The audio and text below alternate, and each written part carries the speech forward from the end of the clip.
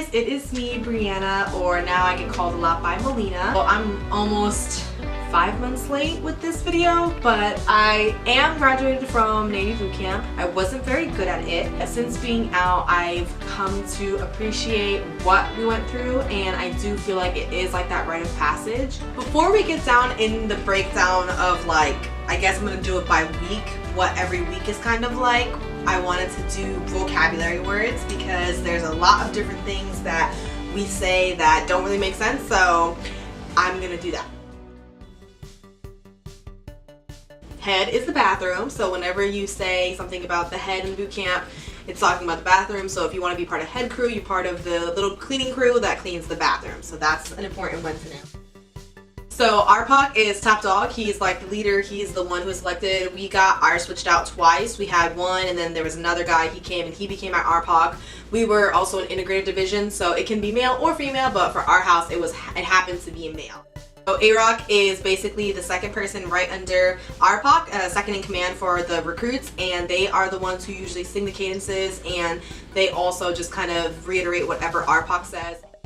The next person in command, they're Master at Arms, so that's an actual job or rate inside of the Navy, is being a Master at Arms. They're the main ones making sure that everyone's staying quiet and listening to what RPOC or AROC says. Yeoman is probably like the hardest job inside of boot camp. There are 3 yeomans per division, and they have like the worst job. They have to do the paperwork. They have to make sure that everyone is signed in or signed out, because they have to know where you are as a recruit. If you have an appointment, there's like something written down saying that that's where you are. If you have to do anything, they also keep the record of like chow times. They keep the record of anything having to do with where you are, where the division needs to be. They're in charge of all of that, and it's like a really stressful job. We had multiple yeomans come and go. Multiple ones were fired, and some of them were fired even almost at the end of boot camp, because they can fire you until the last day of boot camp. So that's the worst feeling. They will take away your collar device and just completely put you out. Division is like the group of people that are making up your boot camp experience. They divide everyone up into divisions, and there are multiple divisions, and there's usually anywhere from like 6 to 12 divisions that graduate at a time. So when they walk in, you walk in with your division. That's your group of people. They can be integrated or they can be male only divisions. There are no female only divisions right now. I'm not really sure why. Mine was an integrated division. So the way that works is that half of our division is male, half of our division is female. So the female house was where we live. That's where all the females live. So we had 175 and 176. So even though they weren't in our division, we were in the same house. And next door, right across the hallway, there was the males of our division and the males of their division. And whenever we needed instructional time or to practice, or anytime we went anywhere for any event that we had, we always would separate, and the males would come into our compartment and the females would go into the compartment across the hall, and we would just go ahead and do everything as a division. Brother div is the other division that lives inside of your house or across the hallway. So our brother div was the females that we lived with. They were division 176, and our brother div was also the males that made up 176 that were across the hallway. Our division was 175, and they used to come over. Is where you basically live. It's the name of the room that you stay in. That's where all of your racks are. There's the head in the corner, and then there's this thing called the fishbowl, which is this glass little office that is in like the front of the compartment near the door, and that's where the RDCs stay. They have their desks in there. They do whatever they have to do in there, their paperwork. They even have like, I think, like a changing room in the back. That's where they also watch you, so you always have eyes on you, and they're always in there. And sometimes the yeomans are in there and they're working on paperwork as well. The tow line is basically the line that you're gonna learn to love in boot camp. There's tiling on the floor, so there's just little square lines like everywhere from the tiles, and it's like one tile from your rack. You stand right at that line, and everyone stands right at that line. So whenever you wake up in the morning, you're gonna be on the tow line. Whenever you mess up and they're about to beat you, you wait on the tow line. Whenever you're getting inspected, you're standing on the tow line. Like that is the place that you go to whenever they need you to be somewhere. Physical training. You PT regularly in boot camp almost every single day, or at least 4 or 5 times a week. I think we PT like 5 times a week, and it's just to make sure that you're staying in shape and you're getting ready for your actual PFA, which is your physical fitness assessment. Yeah.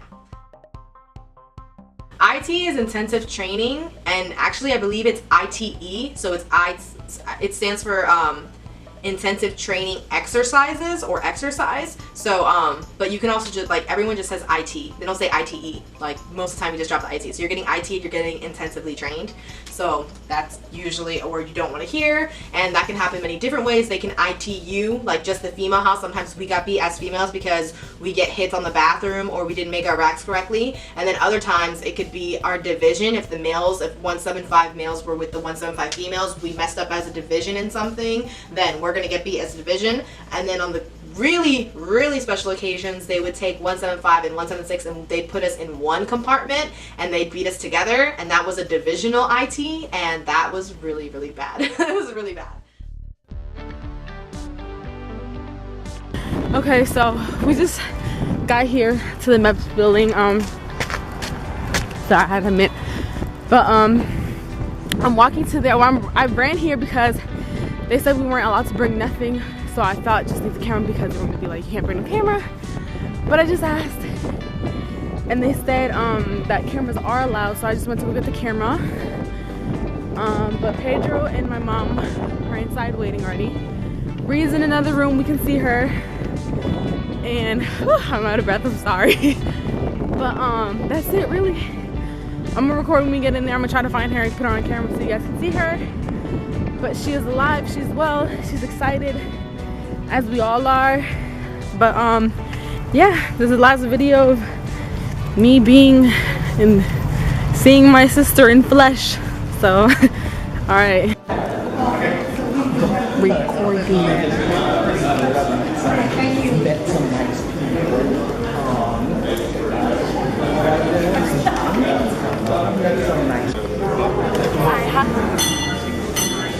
United States Navy, Air Force, deploying.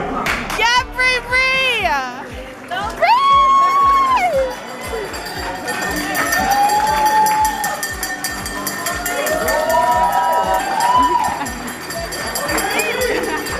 Okay, thank you. You're welcome. I can't see you. I'm gonna go for video. Hold on. Bree. Bree. Oh my God.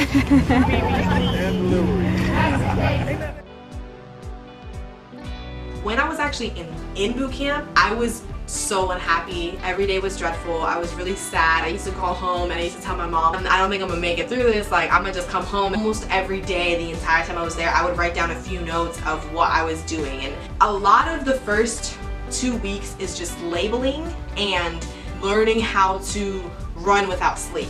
You're learning how to do your rack, which is your bed. You're learning how to fold the sheets correctly.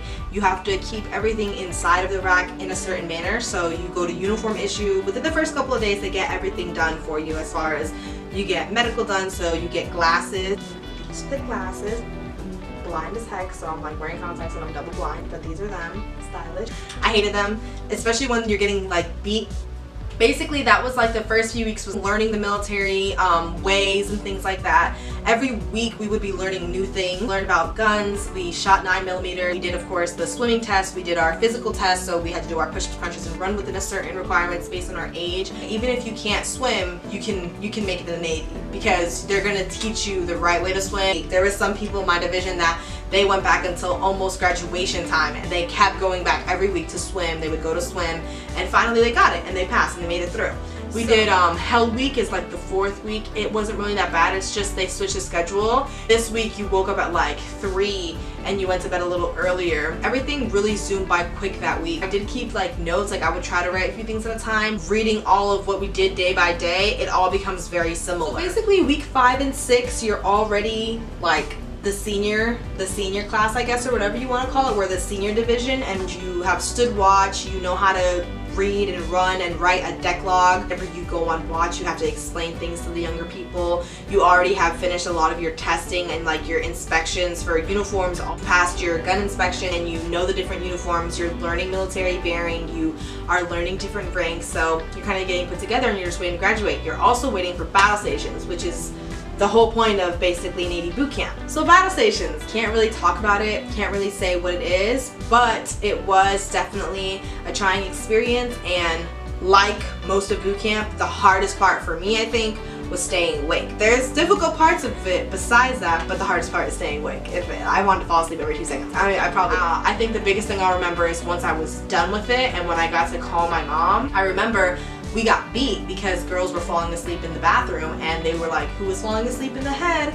And nobody admitted to it. So they were like, oh, we don't want to be honest. We think we're sailors now because we've passed battle stations. We think we can do whatever we want. And we just didn't say anything because what are we going to say? And then they beat us for 45 minutes to female house. Like, we're exhausted and working out at the same time. So after we did that, we got our beating, we walked over to go make our phone call. Mom, they beat us. They beat us after battle stations, and I'm gonna like not make, like I made it and I'm not gonna make it. She's like, did you pass? And I'm just like, oh yeah, I made it through, I'm a sailor. And she's just like, are you kidding me? Because she told me all these like dreamy stories about how the sailors would call and be like, I made it through battle stations, I'm a sailor. And I was not about, I didn't care that I was. Graduation. Graduation was absolutely the best part of boot camp. It made it all worth it.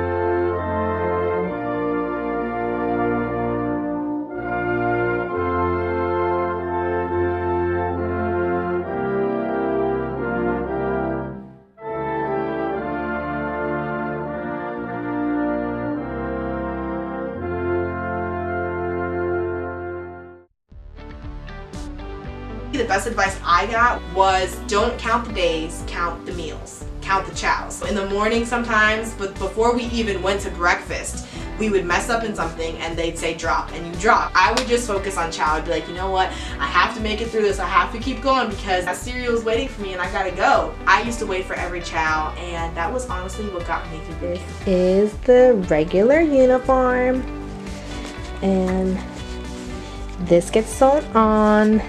This does not come on there. You learn how to roll your sleeves in boot camp, so it has no patch on it. Add the patch when you get out of boot camp. The belt is the best part. This part always falls off and you just put it in the belt loop of the pants. Outfit that we wear for PT. It's just got the navy right there. You have your little shoes, Molina 175. Which you can kind of see, but you can't. They fold differently in boot camp. This is the training guide. This is what gets you through boot camp. Mine is falling apart. Jacket's manual. And the good old recruit hat. Backpack. Your sea bag. So it becomes a whole sea bag. The freaking Go Fasters, they're actually awful. They're disgusting. I hate them. I'm gonna take out my voice in this video. You have your little... Overall, that was my boot camp experience. It was really hard. It was really trying, but I am grateful that I went through it. When you get out and you go to all your different schools, like your A school, you meet people who have gone through the same thing, have the same stories, and it's hilarious. You all have come in at different times. You all come from different places, and you can still share with them all of these different stories, and it's really, really, really cool. Can we pretend that airplanes in the night sky like shooting stars? Girl, we know it's over like a champion. If this is I got